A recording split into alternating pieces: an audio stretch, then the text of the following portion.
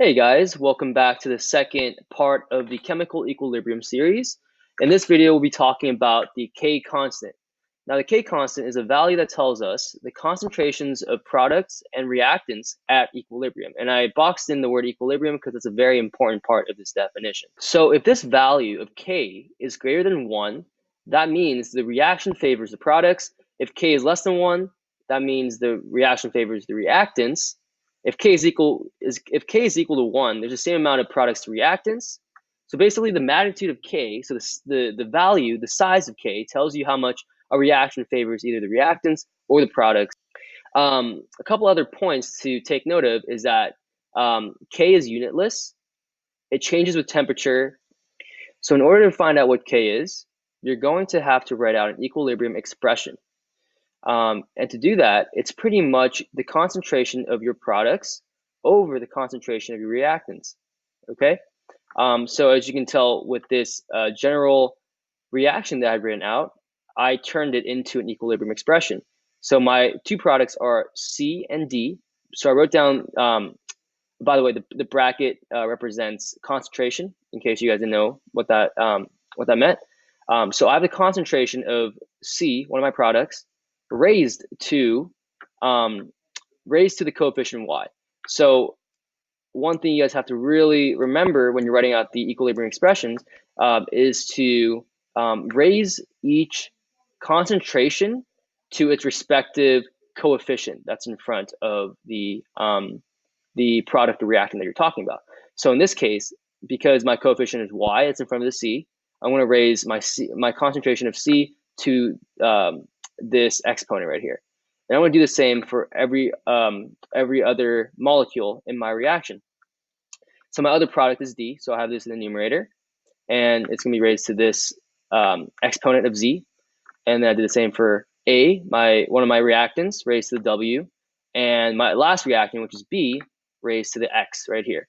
And with this expression written out, we can actually understand why if K is greater than 1, it favors the products. Because if you think about this mathematically, if K is greater than 1, that means the numerator has to be a bigger value than the denominator to give you a number greater than 1, right? Remember, the top is your products, meaning you have more products than you do reactants. And the same is for why K is less than 1 favors the reactants. That just means that the bottom or the denominator is greater than the top. And so you'll have a K value that's less than 1. And again, if both the top and the numerator, if the top and the bottom are both about the same, then they're both going to divide out and give you 1. And that just basically means that you have about the same amounts of products to reactants. So it's really important to note that you do not include solids or liquids in the equilibrium expression right here, okay? So make sure to identify the state of each one of your molecules before you plug them in to this expression, right? Because you do not include solids or liquids. So some of you might have noticed that I had written a little C here next to my equilibrium constant K.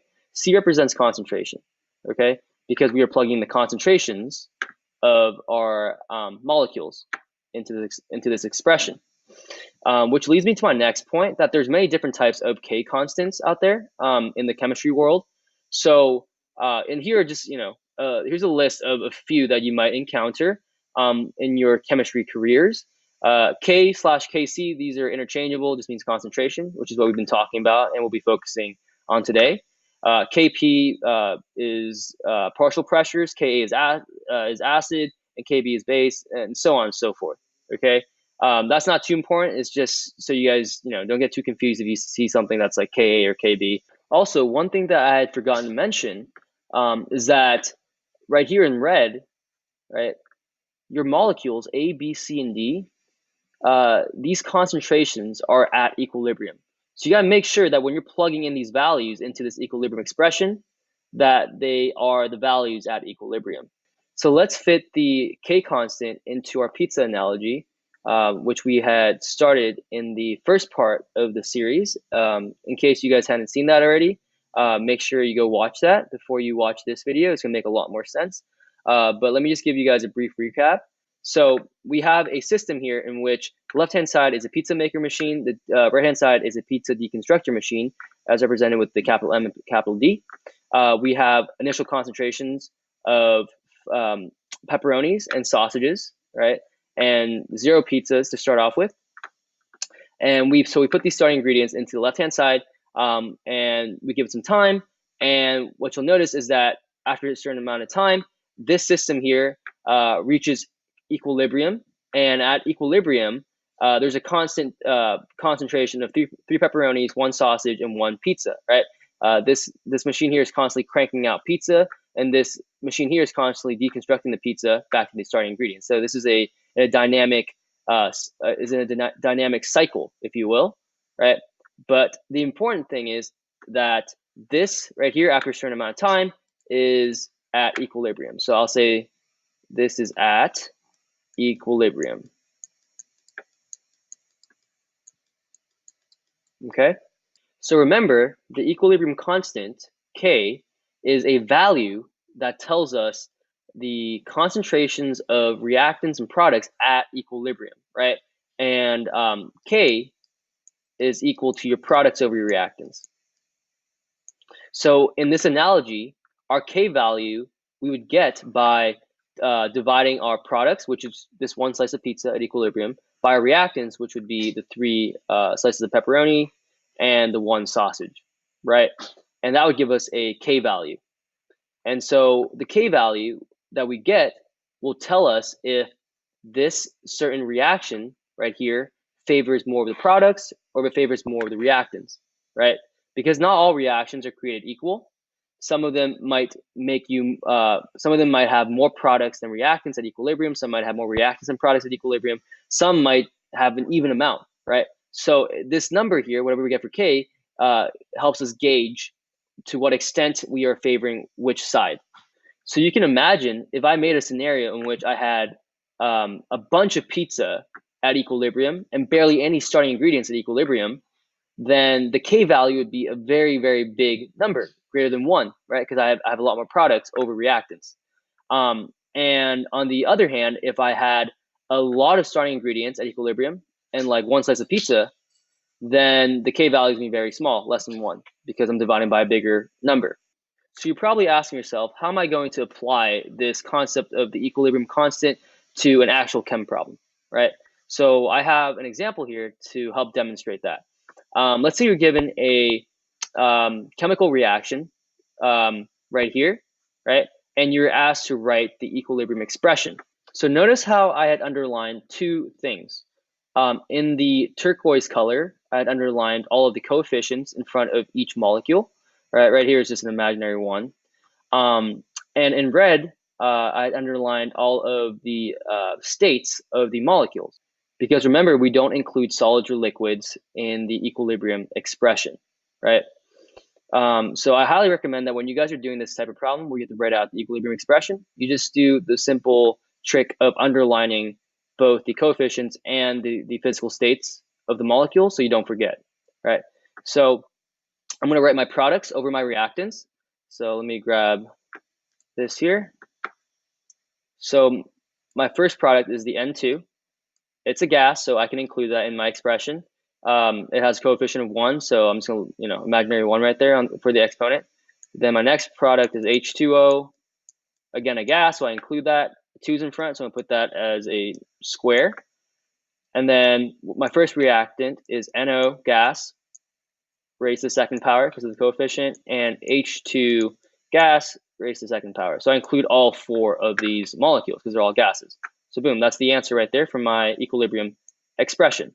The next part of the question is asking you to calculate the actual value of the equilibrium constant if given the concentrations at equilibrium. So let's say you're given the following concentrations at equilibrium. So all you're going to do is a simple plug and chug problem, right?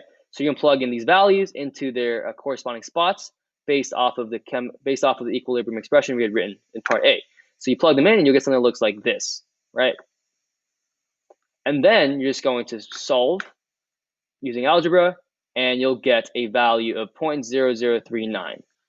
So part C of this question asks, does the reaction favor products or reactants or neither, right?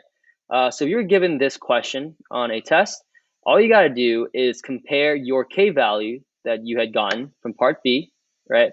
And compare that to 1. So we know that this number is definitely a lot smaller than 1, right? Remember, if the K value is less than 1, that means you are dividing by a bigger number. You're dividing by a bigger number, that means you are favoring the reactants. So it's going to favor your reactants. So for number 2, you're given this chemical reaction here. And again, I had underlined my coefficients in one color and my physical states of my molecules in another color, just so I don't forget the rules for writing out an equilibrium expression. So I see that I have 2 solids actually for lead. So notice that I have 2 solids, PBS and PBO. So I'm just going to quickly cross them out because I'm not going to include them in the equilibrium expression. All right, this is to keep me on track. So my K is equal to my products over my reactants. So my only product I'm going to write is going to be SO2, right? The concentration of SO2 at equilibrium squared, because that's the coefficient of 2, over the concentration of oxygen cubed, right? Because of the 3 in front. So this would be my equilibrium expression for this reaction. So for part B, it wants you to find the concentration of oxygen at equilibrium given the concentration of SO2 at equilibrium and a K constant value here, right? So this is slightly different from our part B from example 1. That had you find the K value. Now you're going to find an individual concentration at equilibrium. All right, so I'm going to plug in my values into. All right, so I'm going to plug in what's given to me into the equilibrium expression written here. So I know that my K, which is 2 times 10 to the negative 6, is equal to the concentration of SO2 squared at equilibrium, which is 8 squared, and we're trying to find the concentration of oxygen at equilibrium. So like that, okay? And through the magic of algebra, you're going to solve for oxygen. So what I'm going to do first is I'm going to multiply both sides by O2 cubed, right? So I'm going to have O2 cubed times 2 times 10 to the negative 6 equals 8 squared is 64. Then we'll divide both sides by 2 times 10 to the negative 6. 10 to the negative 6. Right, so this is going to cancel out. And last but not least, I'm going to cube root both sides of the equation in order to get rid of the cube here, right? And plug that into your calculator, and you'll get O2 is equal to 317 molar. Okay, and notice how I had included units because concentration does have a unit, which is capital M for molar. And remember that K is unitless. So if you're solving for the equilibrium constant, you do not have to put units for it. And let's say you were asked if the reaction favors products or reactants, right? Well, again, this number here, 317, is a lot bigger than 1. 317 is a lot bigger than 1. And if it's greater than 1, that means it's going to favor your products. So it's going to favor products. So that's going to conclude this video on the K constant. I'll see you guys in the next one, in which we're going to talk about the reaction quotient Q.